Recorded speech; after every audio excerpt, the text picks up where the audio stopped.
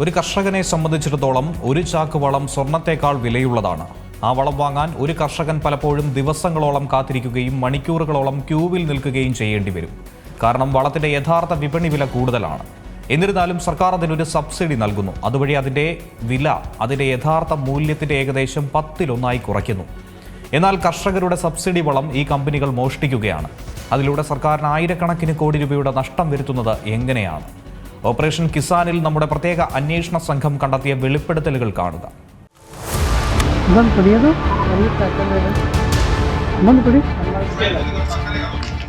രാത്രിയുടെ മറവിൽ റോഡിൽ നിർത്തിയിട്ടിരിക്കുകയാണ് ഈ മിനി ട്രക്കുകൾ. ഈ ട്രക്കുകൾക്കുള്ളിൽ കാണുന്ന മഞ്ഞ ചാക്കുകൾ നമ്മുടെ രാജ്യത്തെ കർഷകരുടെ പ്രതീക്ഷയാണ്.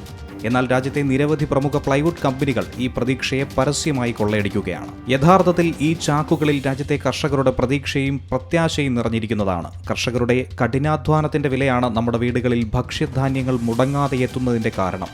ഈ ചാക്കുകളിൽ കാണുന്നത് യൂറിയ വളമാണ്. ഇത് കർഷകരുടെ വയലുകളിൽ എത്തേണ്ടതാണ്.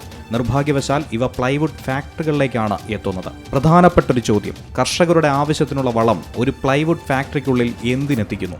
MDFന്റെയും വിവിധതരം ബോർഡുകളും ഉൽപ്പാദിപ്പിക്കാൻ യൂറിയ ഉപയോഗിക്കാറുണ്ട്. പ്ലൈവുഡ് നിർമ്മാണ കമ്പനികളും യൂറിയ വ്യാപകമായി ഉപയോഗിക്കാറുണ്ട്. കർഷകരുടെ സബ്സിഡിയുള്ള യൂറിയ കൊള്ളയടിക്കുന്നതിലൂടെ ഈ പ്ലൈവുഡ് കമ്പനികൾ ഭീമമായ ലാഭമാണ് ഉണ്ടാക്കുന്നത്. കർഷകർക്ക് താങ്ങാവുന്ന നിരക്കിൽ വളങ്ങൾ സംഭരിക്കാൻ എല്ലാ വർഷവും ഇന്ത്യ ഗവൺമെന്റ് ഏകദേശം 2 ലക്ഷം കോടി രൂപയുടെ സബ്സിഡിയാണ് നൽകുന്നത്. ഒരു ചാക്ക് യൂറിയയുടെ യഥാർത്ഥ വില എന്നത് 3800 രൂപയാണ്. എന്നാൽ ഒരു കർഷകന് സബ്സിഡിയോടെ അത് വെറും 266 രൂപയ്ക്ക് വാങ്ങാൻ കഴിയും. സബ്സിഡിയുള്ള 1 കിലോഗ്രാം യൂറിയയുടെ വില ഏകദേശം 6 രൂപയാണ്. അതേസമയം വ്യാവസായിക ആവശ്യങ്ങൾക്ക് ഉപയോഗിക്കുന്ന ടെക്നിക്കൽ ഗ്രേഡ് എന്നറിയപ്പെടുന്ന വാണിജ്യ യൂറിയ കിലോഗ്രാമിന് 80 രൂപ വരെ വില വരും. അതുകൊണ്ട് തന്നെ കർഷകർക്കായി നൽകുന്ന യൂറിയയിൽ കണ്ണുവച്ചിരിക്കുകയാണ് ഈ കൊള്ളക്കാർ. വാണിജ്യ ആവശ്യങ്ങൾക്കായുള്ള ഇമ്പോർട്ടഡ് യൂറിയ വെളുത്ത പാക്കേജിംഗിലാണ് വിൽക്കുന്നത്. അതേസമയം കർഷകർക്കായുള്ള യൂറിയ മഞ്ഞ പാക്കേജിംഗിലും. ഈ യൂറിയ മോഷണ റാക്കറ്റിന്റെ ഉറവിടം കണ്ടെത്തുന്നതിനായി സി മീഡിയ സ്പെഷ്യൽ ഇൻവെസ്റ്റിഗേഷൻ ടീമിലെ റിപ്പോർട്ടർ യൂറിയ വാങ്ങുന്ന ആളെന്ന രീതിയിൽ രഹസ്യമായി ആ കേന്ദ്രത്തിൽ പോയി. രാജ്യത്തിന്റെ പ്ലൈവുഡ് ഹബ്ബ് എന്നറിയപ്പെടുന്ന ഹരിയാനയിലെ യമുനാനഗർ ജില്ലയിലായിരുന്നു ഞങ്ങൾ ആദ്യം തിരഞ്ഞെടുത്ത ലക്ഷ്യസ്ഥാനം. ഇവിടെ നിന്നാണ് ഈ കൊള്ളയുടെ അധ്യായങ്ങൾ ഓരോന്നായി പൊളിഞ്ഞു തുടങ്ങിയത്.